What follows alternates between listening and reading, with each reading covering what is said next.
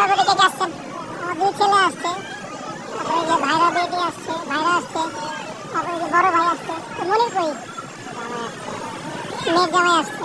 আচ্ছা ঠিক আছে, আপনারা দেখেন বলে আমরা আসছি। জি ইনশাল্লাহ জামাতে করতে পারেন, মনে ভাগ লাগবেন না, কিন্তু আমি যে চালিয়ে দেবো। এগুলো বাংলা কথা শোনেন, আমি একবারে নিরীহ গরিব বাবা শিক্ষিত কথা বলছেন। আমার ভাই ভাই তো সবই তো আমরা একবারে অন্য পদের মানুষ।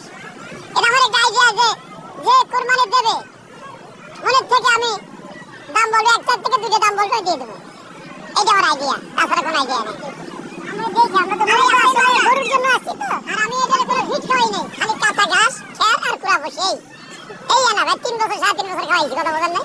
সেরকম যদি খাওয়াতাম তাহলে হাত পাবড়ি করতো না। আর চর্বি হয় যাদের কোনো চর্বি নাই আল্লাহর রহমতে, আপনাদের দোয়ায়।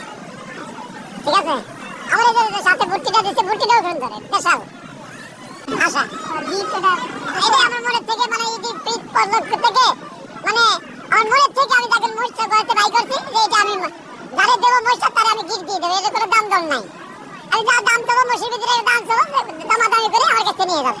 এইটাই আমার আশা, এই তার কোনো আশা না। যাতে তারও ভালো লাগবে, আমারও ভালো লাগবে, দর্শকেরও ভালো লাগবে।